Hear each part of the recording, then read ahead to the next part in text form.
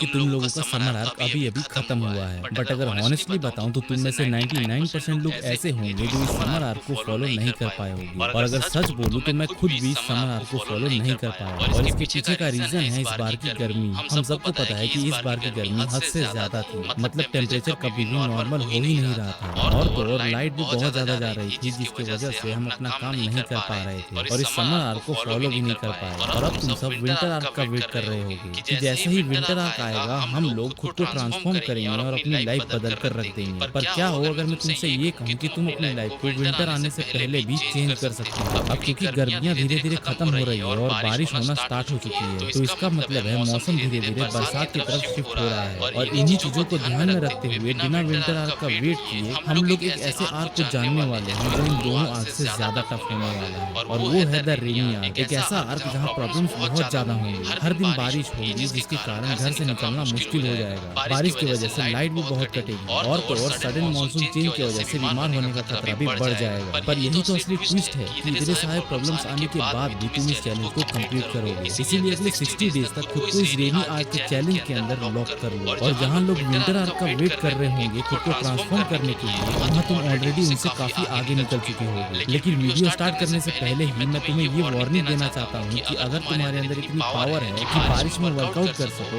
बिना लाइट के भी अपना काम कर सको, और चाहे कोई भी बीमारी हो तो उसे टैकल कर सको, तभी ये चैलेंज को लेना, क्योंकि इस रेनी आर्क में ये तीनों चीजें होना बहुत ही कॉमन है। पर यही वो सीजन है जहाँ बारिश होने के बाद एनवायरनमेंट बिल्कुल फ्रेश लगता है और तुम्हारा माइंड भी एक फ्रेश स्टार्ट कर पाता है। बरसात की बूंदें तुम्हारे दिमाग को शांत करती है और काम करने में, कंसंट्रेट करने में बहुत ज्यादा हेल्प करती है। और टेम्परेचर ना ही ज्यादा ठंडा होता है ना ही ज्यादा गर्म होता है। तो अगर तुम इस चैलेंज को लेने के लिए रेडी हो और अगले 60 डेज तक खुद को ट्रेन करने के लिए, मेहनत करने के लिए रेडी हो, तो कमेंट में लिखो I am ready for this challenge और इस वीडियो को पूरा देखो। पॉइंट नंबर 1, तो इस चैलेंज को स्टार्ट करने से पहले तुम्हारे पास एक गोल का होना बहुत ही जरूरी है, क्योंकि अगर तुम्हारे पास कोई गोल ही नहीं होगा, कोई पर्पस ही नहीं होगा, तो इस चैलेंज को लेने का कोई फायदा नहीं। इसीलिए सबसे पहले तो अपनी लाइफ का एक गोल डिसाइड करो और उसके बाद ये डिसाइड करो कि अगले 60 डेज में मुझे उस गोल के कितने करीब पहुंचना है। जैसे मुझे कंटेंट क्रिएटर बनना है तो कंटेंट क्रिएटर बनना मेरा गोल है, पर अगले 60 डेज का मेरा गोल ये होगा कि मुझे इस यूट्यूब चैनल पर 100 के सब्सक्राइबर्स कंप्लीट करने हैं। तो ठीक इसी तरह से आपको भी बिल्कुल एक रियलिस्टिक गोल सेट करना है जो कि 60 डेज में अचीवेबल हो। और जैसे ही तुम्हें तुम्हारा गोल समझ में आ जाए तो तुरंत ही इन फालतू के लोगों से, फालतू के दोस्तों से, फालतू के एप्स और गेम्स से दूर हो जाओ। तुम्हारी लाइफ में अगले 60 डेज में सिर्फ वो चीजें होनी चाहिए जिनका तुम्हारे गोल से कोई कनेक्शन हो, जो तुम्हें तुम्हारे गोल तक लेकर जाने में हेल्प करे। और अगर कोई इंसान तुम्हें डिस्टर्ब करता है, तुम्हें अपने गोल के रास्ते से भटकाने की कोशिश करता है, तो उसे अपनी जिंदगी से अगले 60 दिनों के लिए निकाल फेंको और आइसोलेशन में चले जाओ, एक एलोन चैप्टर से गुजरो जहाँ सिर्फ तुम और तुम्हारे गोल के सिवाय और कुछ नहीं होना चाहिए। अगर बाहर रहते हो तो अच्छी बात है, बट अगर घर पर रहते हो तो सिर्फ पेरेंट की बात सुनो और बाकी सबकी फालतू कामों के लिए टाइम मत निकालो, क्योंकि तुम मानो या ना मानो पर तुम्हारा दिमाग सबसे ज्यादा हाइपर फोकस मोड में तभी होता है जब तुम अकेले होते हो, तुम्हें डिस्टर्ब करने वाला कोई नहीं होता। पॉइंट नंबर 2, अब क्योंकि तुम्हारे पास एक गोल भी है और तुम आइसोलेशन में भी चले गए हो, तो अब तुम्हें रेनी आर्क के ये 6 रूल्स को भी फॉलो करने पड़ेंगे। और 6 वाला इतना इंपॉर्टेंट है कि अगर तुमने उसे मिस कर दिया तो इन 5 को फॉलो करने के बाद भी तुम इस रेनी आर्क में फेल ही कहलाओगे। और ये कोई हुक नहीं है बल्कि 100% सच है। पर उससे पहले मुझे काफी सारे लोग कमेंट में एक ही बात पूछते हैं कि भाई ये जो क्लिप्स तुम यूज करते हो अपनी वीडियोस को बनाने के लिए, उसे कहाँ से डाउनलोड करते हो और क्या इसमें कॉपीराइट नहीं आता? तो भाई देखो, ये सारे क्लिप्स कॉपीराइट फ्री है एंड तुम्हारी प्रॉब्लम को सॉल्व करने के लिए मैं एक ऐसा पैक लेकर आया हूँ जहाँ 3500 से भी प्लस क्लिप्स अवेलेबल हैं। मतलब अगर तुम्हारे पास एक बार ये आ गया तो फिर तुम्हें दोबारा पूरी जिंदगी में एक भी क्लिप खोजने की जरूरत नहीं पड़ेगी। तो अगर तुम इसे परचेज करना चाहते हो तो मैं डिस्क्रिप्शन में लिंक दे देता हूँ, जाके चेकआउट कर लेना। और हाँ, बाय करने से पहले मेरा कूपन कोड अरुण यूज करना मत भूलना, क्योंकि इससे तुम्हें एक्स्ट्रा 10% का डिस्काउंट भी मिलेगा। अब चलते हैं वीडियो की तरफ। रूल नंबर 1, अपनी बॉडी को ट्रेन करो। हर दिन एटलीस्ट आधा घंटा ट्रेनिंग करो या वर्कआउट करो, क्योंकि अगर बॉडी एक्टिव होगी तो माइंड भी लेजी फील नहीं करेगा और काम करते वक्त तुम्हें आलस भी नहीं आएगा। Rule number 2, fresh start. रोज सुबह सनराइज से पहले उठो और घर से बाहर निकलकर 10 के स्टेप्स चलो, बिकॉज ये चीज मैं खुद भी फॉलो करता हूँ एंड बिलीव मी, इससे मेरी लाइफ में बहुत सारे चेंजेस आए हैं। सुबह सुबह उठकर जब तुम घर से निकलते हो और नेचर की फ्रेश हवा को फील करते हो तो दिमाग भी रिफ्रेश होता है, जिसकी वजह से सुबह सुबह हमें एक अच्छा स्टार्ट मिल पाता है। Rule number 3, start reading books. अब बुक्स से मेरा मतलब वो स्कूल वाली बुक्स नहीं जो तुम्हें सिर्फ एग्जाम पास करवा सकती है। बुक्स का मतलब वो सारे सेल्फ हेल्प बुक्स जो तुम्हारी लाइफ में कुछ वैल्यू ऐड करे, जो तुम्हें लाइफ में कुछ नया सिखा कर जाए, कुछ ऐसा जो तुम्हारे दिमाग खोल कर रख दे। और अगर तुम्हें समझ नहीं आ रहा कि कौन सा बुक पढ़ूं, तो भाई एक बार डेविड गॉगिंस की बुक स्मार्टर मी जरूर पढ़ना, बिकॉज ये मेरी लाइफ की सबसे पहली बुक है और इसी एक बुक ने मेरी पूरी जिंदगी बदल कर रख दी। ज्यादा नहीं तो डेली सिर्फ 5 ही पेज पढ़ो, लेकिन पूरे 60 डेज में उसे एक भी दिन मिस या स्किप मत करना, वरना बाद में बहुत पछताओगे। Rule number 4, fix your sleep schedule. अपनी स्लीप को सही करो। अपनी स्लीप को फिक्स करने से मेरा ये मतलब नहीं है कि इतने बजे सो जाओ, इतने बजे उठ जाओ। इसका मतलब ये है कि कम से कम 7 से 8 घंटे की स्लीप लो और राइट टाइम पे लो, मतलब रात के 9 से 10 बजे तक सो जाओ और सुबह 5 से 6 बजे तक उठ जाओ, क्योंकि इसके बहुत ज्यादा चांसेस है कि अगर तुम रात को 10 बजे से भी लेट सोते हो तो इसका मोस्ट प्रोबेबली सिर्फ एक ही रीजन है और वो रीजन है तुम्हारा फोन। लेकिन अगर मैं तुम्हें एक हार्श रियलिटी बताऊं तो रात को सोते वक्त अगर तुम फोन यूज करोगे तो इससे तुम्हारे ब्रेन को कभी जिंदगी में प्रॉपर स्लीप नहीं मिल पाएगी, और जहां तुम 60, 70, 80 की उम्र तक जीते या उससे भी ज्यादा, वहीं 40 से 50 की एज में तुम बहुत ज्यादा बूढ़े हो जाओगे। और अगर मेरी बात मजाक लग रही है ना तो लगे रहो भाई, क्योंकि बात तब समझ में आएगी जब सब कुछ खत्म हो चुका हो।